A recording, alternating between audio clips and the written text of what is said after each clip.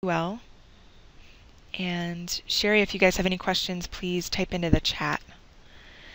So quickly, let's go over the differences between scholarly information and non-scholarly information.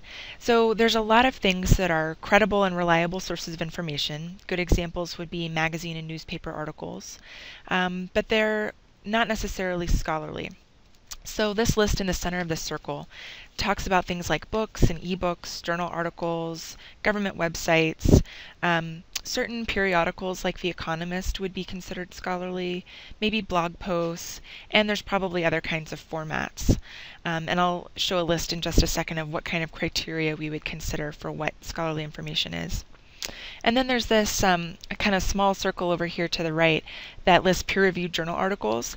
This is an even smaller, more rigorous, and higher quality category of information. And it's a lot of what your future instructors will probably be asking for when you're doing research. They'll want to see that you found 1 or 2 peer-reviewed journal articles as sources. So journals are basically very similar to magazines in the way that they physically look.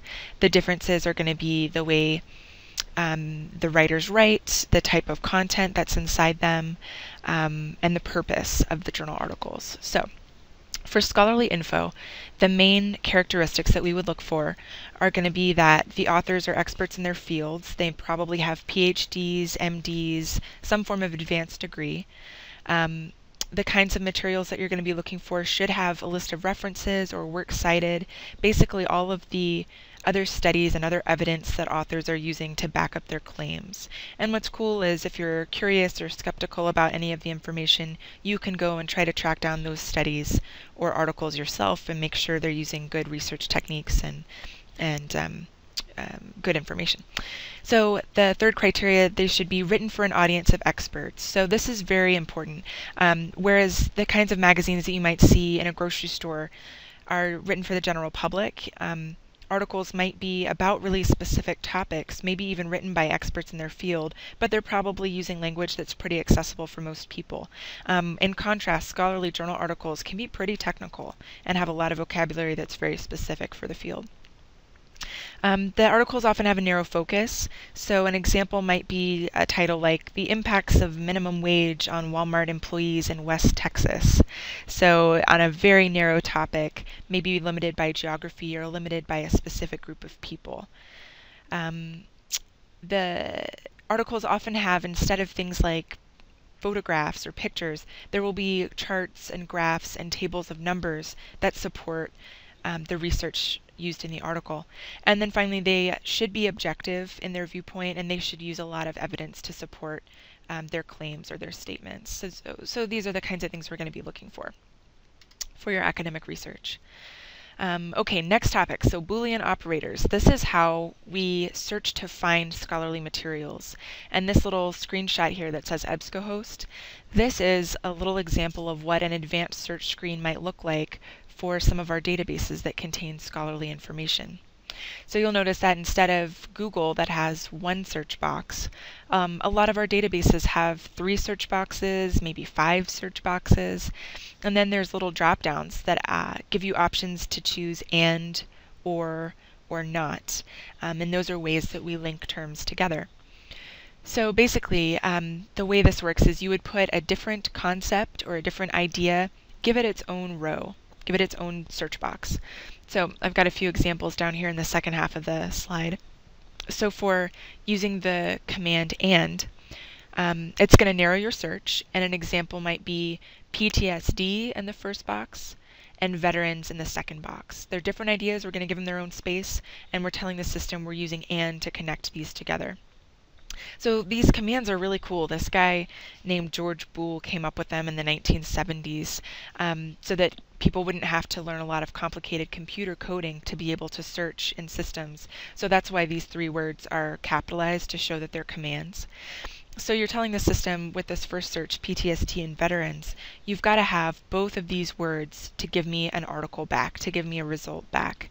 And probably not that many articles about PTSD are going to meet that criteria, so it's going to reduce your list of search results by using the word AND. And we can look at some more live searches in a little bit, and hopefully this will make more sense as you start to do it yourself. Okay, the next word is or, and it'll show up in this little drop-down box when you're actually in one of these systems. So or, by contrast, is going to let you include more options. It's going to broaden the way that you search. So this example here would be fracking or hydraulic fracturing, the other way of referring to it. Or you might try something like gay marriage or same-sex marriage or civil unions. All of those words could be interchangeable. By using the word or, you can capture all of those possible results. It's really great if you're not finding as much information as you expect. Maybe you are doing global warming and you come up with 5 articles. Okay, so you might try global warming or climate change and try to increase your list of search results. Okay, and then the final Boolean operator is not. And we don't use it that often, but it basically helps you weed out stuff that's not helpful for your search. So let's say you're doing the PTSD topic, but you keep coming up with articles about children and teens and trauma they've experienced. So you might try not children and try to get closer to the PTSD and veterans topic, or not teens and try to get rid of those kinds of search results. Okay, so that is a little bit complicated to understand abstractly, and like I said, hopefully it'll make sense when we actually go into the systems. Any questions so far?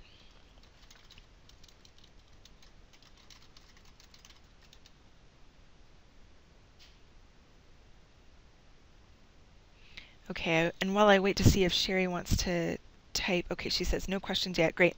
I'll also tell you, so databases are these electronic systems that we have, and the kinds of things they contain really run the gamut of scholarly and not as scholarly information. So our databases contain newspaper and journal articles, magazine articles, super scholarly information, chapters of ebooks, book reviews, all kinds of things. So understanding the differences between them is going to make searching a lot faster and easier for you when you have a sense of what you're looking for. All right. So let's move on to the next slide. All right, so when you're searching in the databases, because we have these multiple search boxes and we're using things like Boolean operators, it becomes pretty important to think about the words you're using when you search. So whereas in Google, you could put something that looks like a whole sentence or a whole phrase into a search box, you really want to have 1 or 2 word chunks in the different boxes when you're searching in the databases. So if you've got a piece of paper nearby, you may want to jot down some of these questions that are up here on the screen.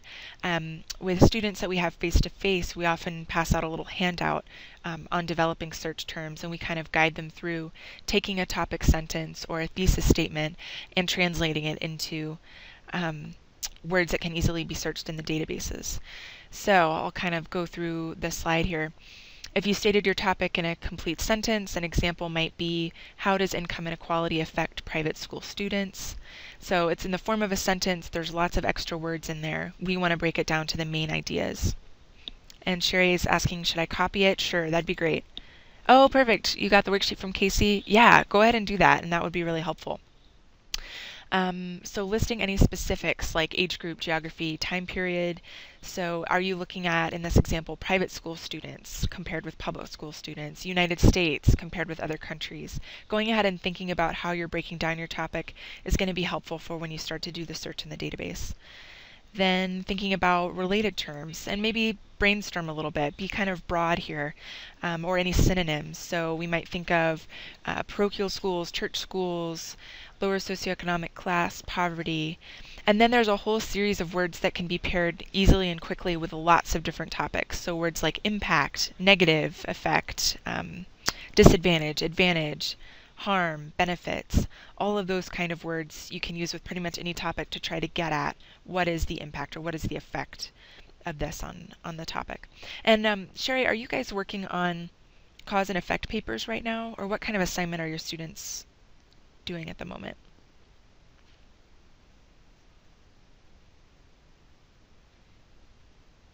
Okay, great.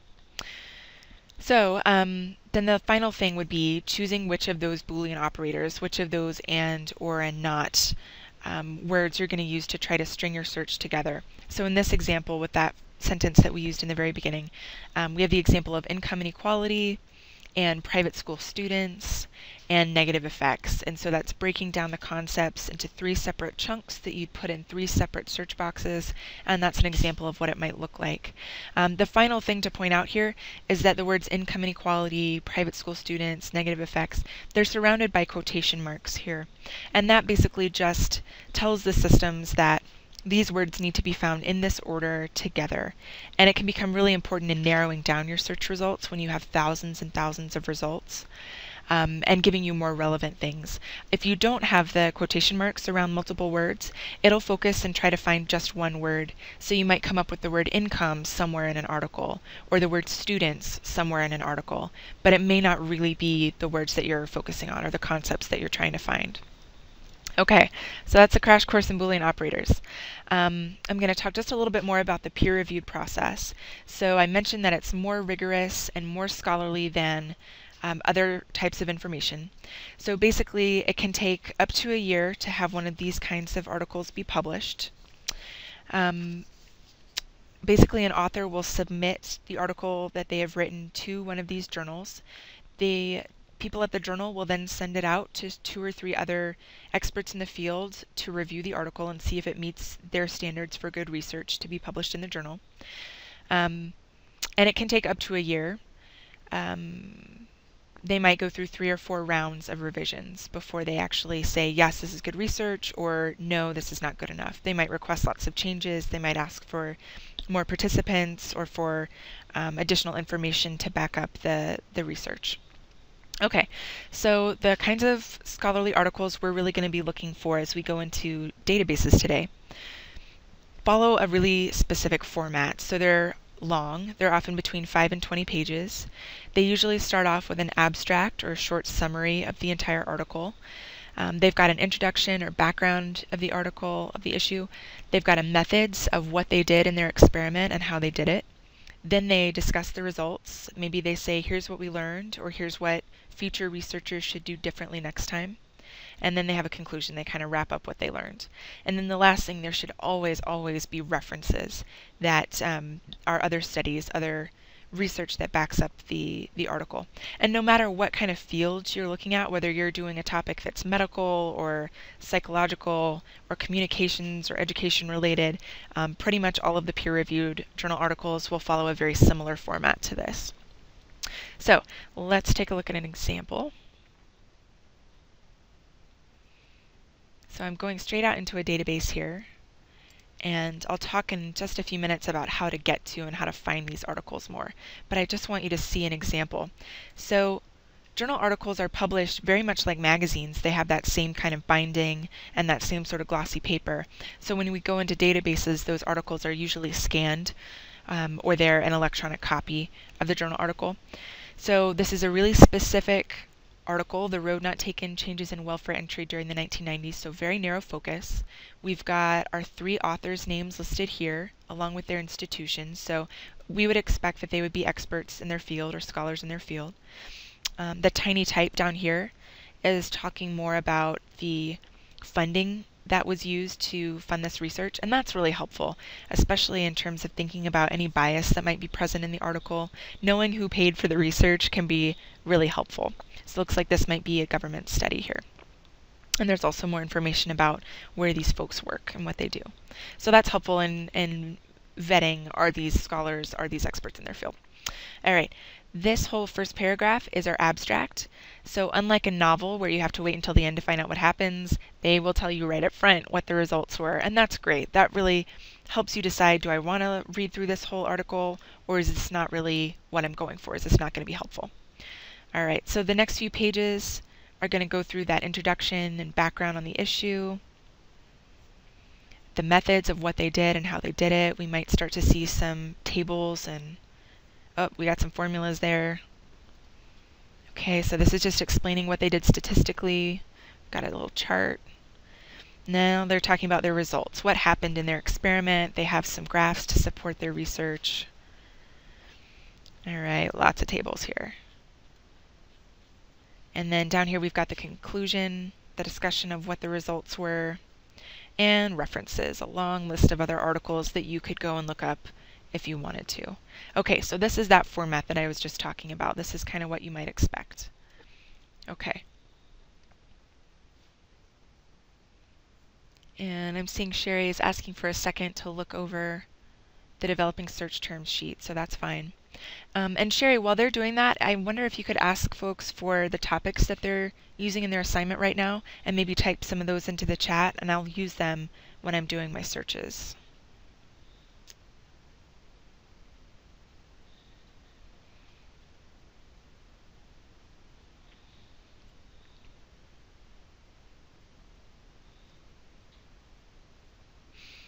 Okay, so it sounds like you've just gotten the assignment and maybe you're not sure what kind of topic you're going to be working on. Okay, well, if anybody has any ideas that you are kind of considering, even if you haven't totally decided yet, we can kind of poke around with those in the system. If not, I'll just use some example topics that we use pretty frequently.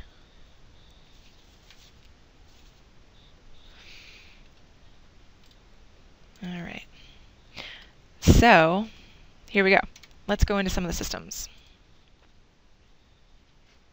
Okay, it's a cause and effect paper. Great.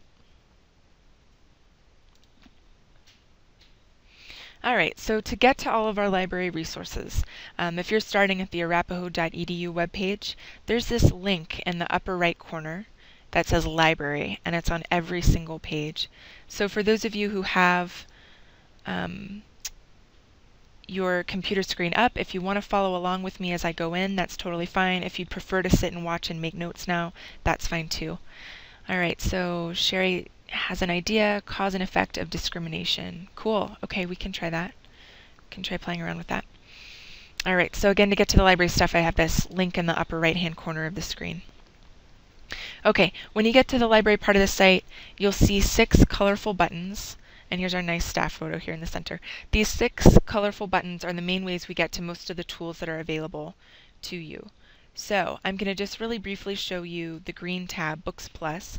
This is our library catalog, and it's how you would find print books in the library. As Castle Rock students, you are totally welcome to request that books be sent down to you in Castle Rock, and I'll briefly show you how that works. So I'm just going to do a keyword search for discrimination, see how many materials we might have related to that. So we've got a few ebooks in the system, but it's not the best place to go to look for ebooks. Results that say circulating stacks, those are going to be print books that we have here in the Littleton Library.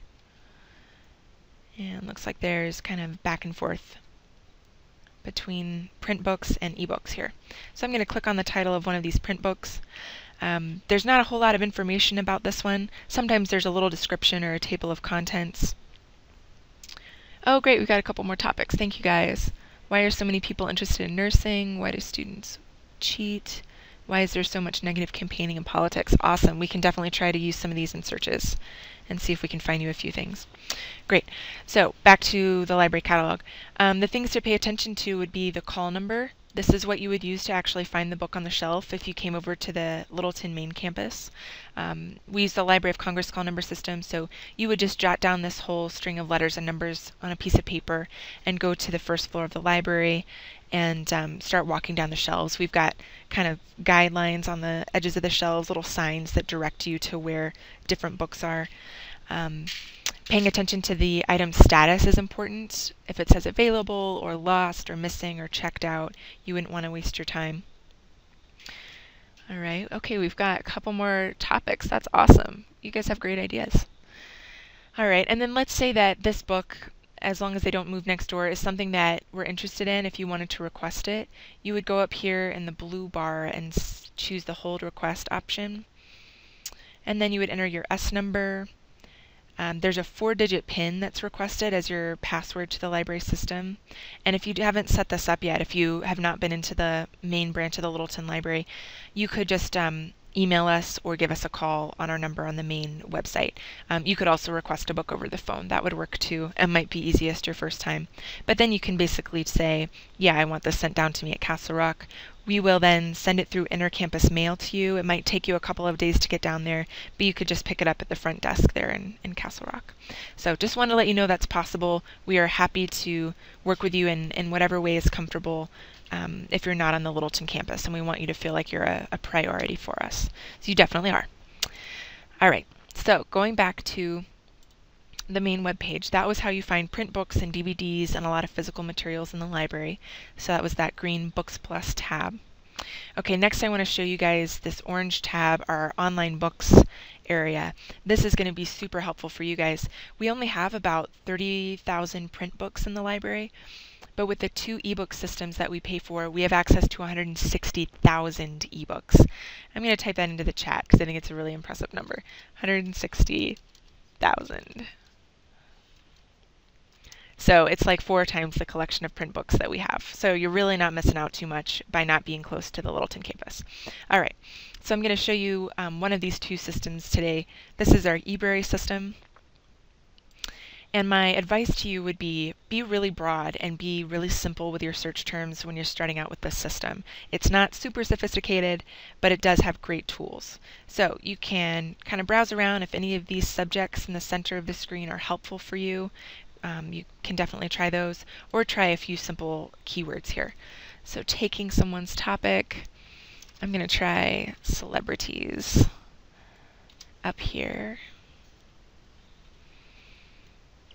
All right, so the system is looking for the word celebrities in all of these ebooks, and it's found about 4,500 ebooks that come up with the word celebrities somewhere in them. Okay, some of these are not going to be super relevant. Looks like there's first one. Oh, okay, it's talking about celebrity patients. Okay, fame attack. All right, so some of these things might be good. But these search terms up here at the top are going to let you try to narrow down your list of results and try to find things that are maybe a little bit more relevant.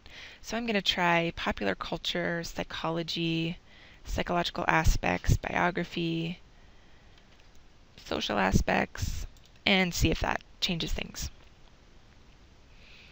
Okay, that got rid of a few thousand search results. So, wow, climax, tracing the impact of popular culture. So as you're browsing around, you can click on this table of contents just to get an idea of what's in the ebooks and if they're helpful. So that's kind of cool.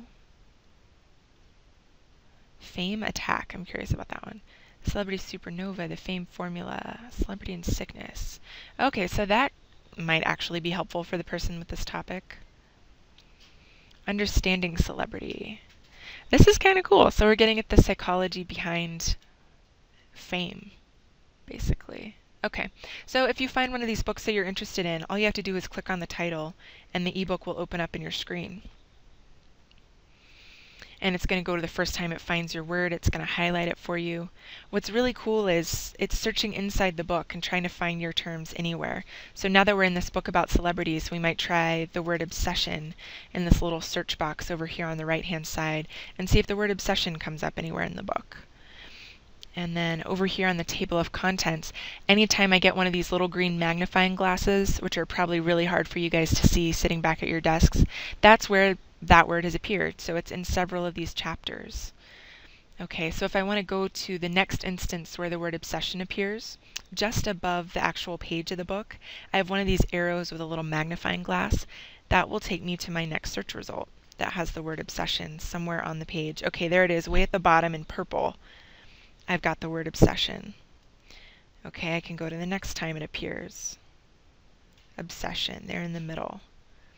All right, so what I find most students do, they typically won't read an ebook like this cover to cover for an assignment, but what they'll often do is they'll go to the chapter that's most relevant or the few pages that are helpful, and they'll use those, and they'll read those for their research. So it's easy just to read those few pages in your screen like this, or on a tablet if you have an iPad or tablet of some kind. There are also options to download an ebook. So there are apps for your smartphone or your tablet, both for Mac and Android devices, or you can download and read it on your computer screen. It's a slightly different view. It'll let you view 2 pages at a time. So lots of options. You can print as well. So over here to the far left under Info Tools, if you wanted to print something out, you can print up to 60 pages at a time. And so you could maybe be choosy, either choose your current chapter or tell it I want pages 5 through 20 or whatever it might be. So if you prefer to have that hard copy, you can definitely do that for a chunk of the book. Okay, great question. Sherry's asking, where does it show us how to document this book for MLA? So there's two recommendations I would have for you. In the lower right-hand corner, all of the info you need to create a citation is down here.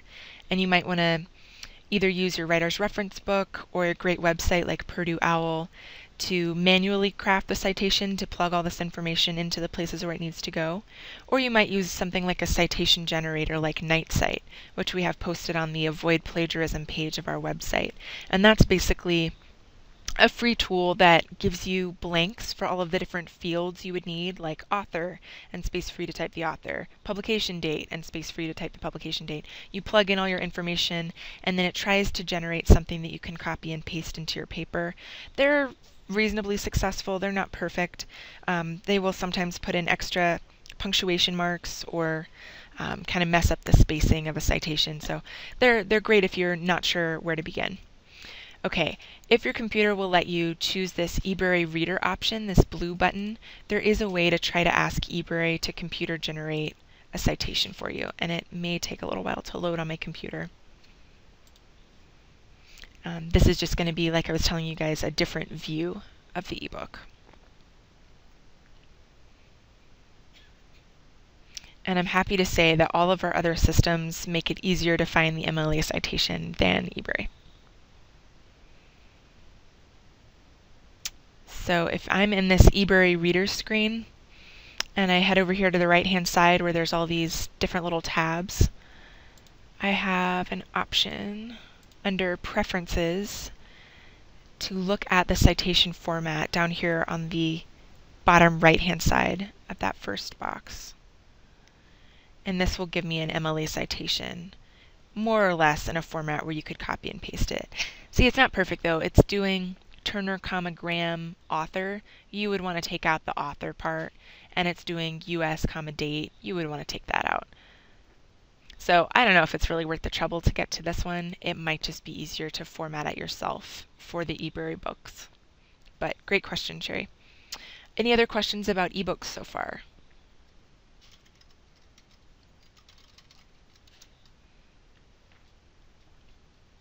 Okay, I'm going to do one other search for you guys pretty quickly with a different topic, just to show you again kind of what it might look like. So someone was asking, why are so many people interested in nursing? Let's try nursing careers.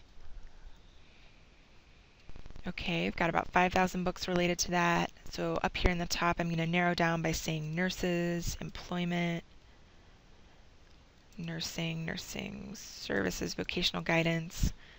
Narrow down here a little bit. All right, 365.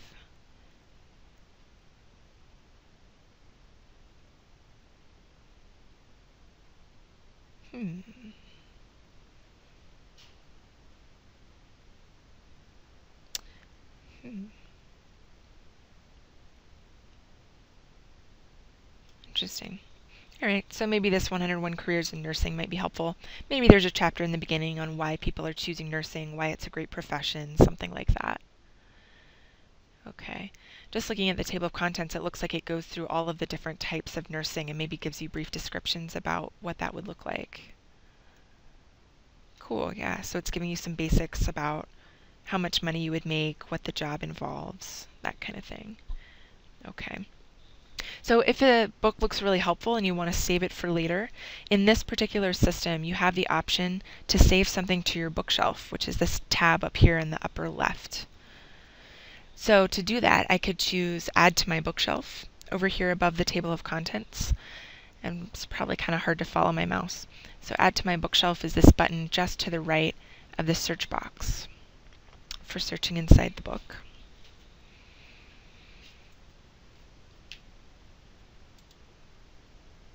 Okay, it's telling me I need to be signed in to use the bookshelf. So to sign in, it's just going to be your S number. And you don't need to create an account or anything. Just by typing the S and your digits, it will recognize that you're an ACC student and recognize the format of your S number. So now it's telling me I'm signed in. I can say add this book to my bookshelf. And now if I click on the bookshelf tab in the upper left, I've got a list of all of these books I've saved recently. And this is cool because you can come back to this from any computer, whether you're at work or at school. Click on one of these books, open it up, and start doing your research. So I really like that aspect for eBrary. Okay, so that was kind of a crash course on one of our two ebook systems. Again, they're all scholarly and academic. They're great for lots of kinds of research. Okay, so the next section where we're going to spend most of our time in the rest of the class is this purple Databases and Articles button over here on the right-hand side. And so we've got a long list of different kinds of databases that we pay for using your tuition money. And by and large, this kind of information is not easily found out on the open web. You can't just Google it and find this stuff. And that's because it's all copyrighted content. Publishers are asking people to pay to access it, and it's password protected. It's behind different firewalls. So when you're off campus and you're trying to get to this stuff and you click to go into one of these databases, that's why it will ask for your S number. It's verifying that you are an ACC student, that you are paying for these resources. And that's why these are so great to use for your academic assignments. So we've got more than 25 of these that we pay for. It can be a little overwhelming as far as choosing which one to start with. So I'll just give you some kind of tips here. For background information, these are databases that would be helpful if you haven't yet chosen your topic, which it sounds like many of you haven't, or if you're in the initial background research stages for your topic. So you may want to jot down the names of the ones that we go in and maybe make a couple notes so that they'll stand out in your mind. But I first want to show you guys Credo Reference. This is awesome. It's a lot like Wikipedia. I would use the same kinds of questions that I would have for Wikipedia with this database. It's basically digitized versions of books that are encyclopedias, dictionaries, handbooks, specialized reference materials. So we could do a search for negative campaigning, someone's topic here. Campaigning, great. Okay, and it's giving us entries from different kinds of books. So this third one, Negative Campaigning in Political Glossaries, a glossary of U.S. politics and government, that italics part is the original book that it came from, the print book that has been digitized. Negative Campaigning in Collins German Dictionary, Political Advertising from Encyclopedia of International Media and Communications. So this is cool. There's all sorts of different fields, different disciplines that appear here. And some of these entries are short. This one is 33 words. Others are really long, so more than 1,000 words for this entry right above it. So you can click on the entry to go into it. And you've got options to listen to this, have it read it aloud to you, email it, print it out, or down here at the bottom you can grab the citation. And so all of the systems I'm going to show you from here on, it'll be much easier to find the MLA citation for your paper. So with this one, you would click on MLA, make sure it looks okay. This one looks pretty good. And you could copy and paste this into your Word document. You'd have to reformat it, make sure that the indentation is correct, but you're pretty much good to go. So like I said, great for background information, or if you just need to check a fact, what days are the Chinese New Year holiday, anything like that, this would be a great system to use, Credo Reference. And I'm just going to briefly show you under this Find a Book option in the upper right, the kinds of books that we have in here. So this is just the general category of different reference books, but let's say we were going into the medical field. All of these specialized books just for answering medical questions. And we've got these for all kinds of topics. So pretty cool stuff. Any questions about Credo Reference?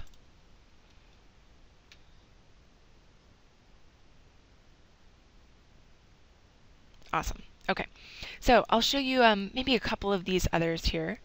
CQ Researcher is awesome for getting ideas when you're not sure what to write about. It is full of scholarly reports written by professional researchers on all kinds of topics that are in the news that are really popular right now. And it is one of our only databases where it's not going to be your S number to get to this off campus. It's going to be a username and password. So the username is ACC Student, all lowercase, all one word, and the password is Arapaho. So since you guys are using the Castle Rock computers, it should let you through right away. But if you're using your own device or if you're at home, that'll be the username and password. Like I said, that's one of only 2 databases that is like that. The other one is Encyclopedia Britannica. We're working to try to get them to where you can use your S number, but we just haven't been able to configure them quite yet. So let me show you an example of one of these reports. Over here on the right hand side, there's some options. Let's say gun control. And there's lots of other ways to search. You could plug in a few keywords or browse reports. Maybe you want something really recent, you could browse by date. So good ways to just kind of poke around. So gun control is going to give you good background information on the issue. It's using references. That's what all these little notes are. So you can go and find out where they're getting their information from. Okay. There's often a chronology of important events, maybe court cases or legislation that you should be aware of, maybe mass shootings in this case. All right, and then footnotes. So these are all of those other articles, other books, other government reports that they're using to back up your research. And notice they're all links, so you can just go and quickly check out one of these things, maybe use that in your research. So if you find one of these reports that's on a topic you really like, this could just really launch you into your research. You might have all the sources you need just using one of these kinds of tools. All right, and then at the bottom, just like that other system, we've got our citation. So we could look at the MLA citation here. That one looks pretty good. We could copy and paste it into our Word document, and you're good to go. Just like the other system, we've got options to print this out, email it, save it in different formats. So again, CQ Researcher, full of scholarly reports. Really good for getting ideas for topics. And I won't go through any of these others, but they're all very similar. Points of view will actually give you pros and cons of different issues that are in the news, you know, things like abortion or legalization of marijuana. So it'll give you a sense of what the main arguments are on both sides of an issue. Might be really good for the argument paper that I think you have coming up. Okay, so the next category is our article databases. So here's where we're going to spend time using the developing search terms worksheet, using whatever kind of search string you came up with there. Here's where you're really going to plug that in. So like I was saying, these contain newspaper and magazine articles, really scholarly journal articles, chunks of ebooks, book reviews, kind of random collection of information. No matter what your topic is, I would recommend trying any of these top 3 databases, ProQuest, Academic Search Premier, or Academic OneFile. All right, they have a lot of information on a lot of different topics. If your topic is really more specific to one of these areas, business, medical information, or psychology, go ahead and try one of these and see if it works better for you. It's going to be a little bit narrower. You might not have to sort through as many thousands of articles. Okay, so I'm going to look at ProQuest first. And so you'll notice, like that little screenshot we saw in the beginning, instead of one search box like Google has, here we've got 5. So I'm going to try someone's topic here. Let's do discrimination. Okay. And then we might try words like effect or impact. Since they could be used interchangeably, I'm putting them in this second row separated by or. And we're pairing discrimination and effect or impact. So we're telling the system, you've got to have articles that talk about discrimination as well as talk about the effect or the impact. Okay, there's a lot of other options on this advanced search screen. I first like to search really broadly. I prefer not to choose many options and then see how much I get and then narrow down. But just so you're aware, below the search boxes, this search options limit to row, these are really important. Full text, we try to have that little box checked automatically for you. Basically, that will make sure that there's a PDF or an HTML version of the article for every result it brings back. Otherwise, there might just be the abstract, that short summary, without giving you the entire article, and that can be really frustrating. So I prefer not even to weed through those. So full text, you want to have that checked. Peer-reviewed would be checked if you want the really, really scholarly stuff, the stuff that's gone through that peer-reviewed process. Scholarly journals would be would have references, would be written by experts, would be longer in length, narrow focus, but might not have been through the peer-reviewed process. I'm guessing for your cause and effect paper, anything would be that would be reliable, like magazine and newspaper articles. Scholarly information, books, and journal articles would be acceptable, just as long as it's good and credible sources. And correct me if I'm wrong, Sherry. Okay, so I'm just going to do a broad search to begin with. All right. Great. So I've got, oh my goodness, 170,714 results. Great. I don't know about you, I don't have time to look through that many. So let's talk about strategies for narrowing down once you see how many results you have. All those options that we saw on the advanced search screen, they're here with me in this new screen. They're just over here on the right-hand side. So strategies would be add more words to my search. So I could say discrimination and effect or impact. I might want to look at school children, or I might want to look at seniors, or a particular minority group or ethnic group of people. Maybe I want to add some more words to help narrow down my topic. Okay, other options would be narrow the publication date. Down here on the right-hand side, I'm getting articles and materials going all the way back to 1933. That could be really cool if you're looking at a historical topic or discrimination through the ages, through U.S. history, something like that. But if you're looking for really recent information, maybe you want the last 5 or 10 years. I would say that would probably be best for most topics that you would likely have. Okay, so that's going to narrow us down. Okay, we got rid of 30,000 search results. Great, just with that option.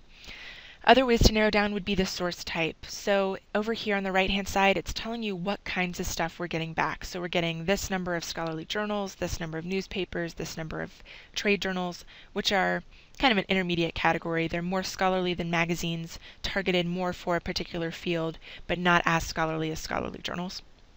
Reports, all of these things. Maybe we just want to look at scholarly journals just to narrow down a little bit. Okay. So down to 99,000, great. You might want to keep going. I think really, to be honest with you, the best way to narrow this search down would be to add more words. So person whose topic this was, did you have any particular group of people or time period or geographic area you were looking at? And if you haven't decided yet, that's totally fine. This might be kind of the wake-up call to say, hey, think about some more specific examples.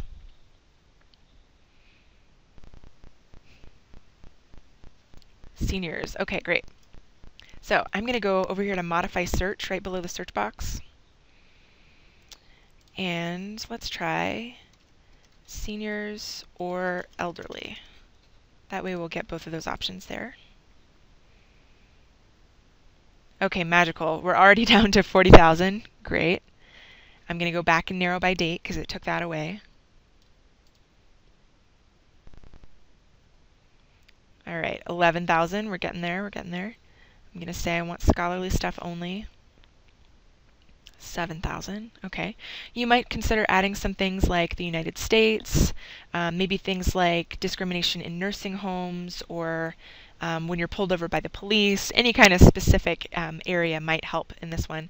A good number to get down to. That's a great question. When you're first starting your research in one of these databases, like I said, be broad. Learn a little bit. It'll help you decide if your topic is too broad or too narrow and what adjustments you might need to make there. If you did a search and you got 2 results, that would probably be too narrow. You might want to change your search or broaden your topic a little bit to make sure there's enough to write about.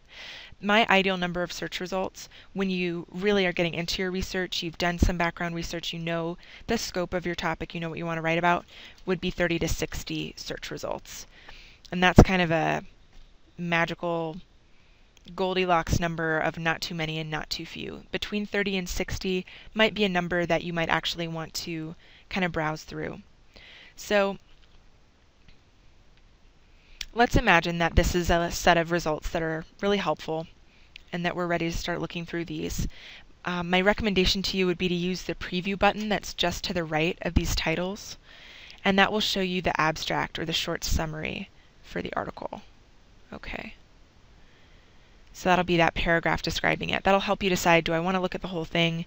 There might also be some good keywords down here at the bottom. Maybe they're going to be better words than what you initially had. And if you decide you want to get to the whole thing, you can use this full text option below each of these search results because we had that full text box checked. So there should be a file with the whole article in it. for each of these.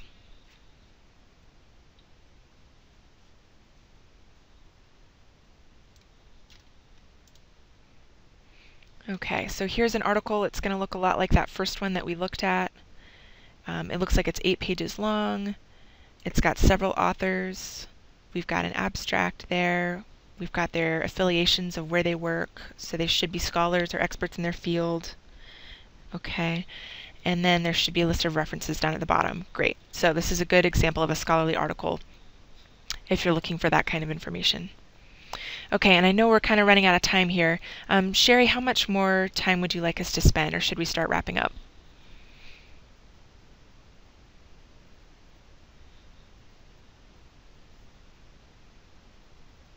Probably start wrapping up. Okay, great. So the last thing I'm going to show you guys, and I know this is a really quick overview, there's a lot of information that we covered. Certainly don't expect you to remember it all, but I just want you to know these things are out there. Hopefully some part of your brain will kind of vaguely remember what some of these things look like. So ways to get help from us. Back to the main part of our library page, we have our hours posted here. We're open 7:30 to 9 at night most days. We have our phone number here. You're welcome to request a one-on-one appointment of 30 minutes or an hour. We can do it over WebEx if you don't want to come to campus, or just talk with you over the phone for a while. This chat widget here is not showing much right now, but if you prefer to do homework late at night, this is a 24-hour, 7-day-a-week service that librarians here in Colorado staff just to help you with research questions. So that might be a good option to try. And then finally, we've got little library tutorials here, that little teal button of that 6 set of buttons. So these are 3 to 5 minute YouTube videos that we've created that cover a lot of these different concepts and tools that we talked about tonight if you decide you need a little refresher on things. So, okay, that was the crash course, and we will post the recording on D2L so that you can go back and review parts of this if you need to. Please ask questions as you're going through your research. We definitely are here to help you, and it's our job to help assist you with research and help learn how to use some of these systems. So, yes, Sherry, I will send you the link hopefully by the end of the night tonight. I'm going to basically post this to a private YouTube channel and then send you guys a link to get to that YouTube video for this session. So, any last questions for me? Okay, thank you all. I'm sorry about the technical difficulties we had getting connected, but good luck with the rest of your semester, and please contact us when you need help. Yeah, I bet your brains are full. That was a lot of information we looked at. Okay, thank you guys. I'm going to sign off now.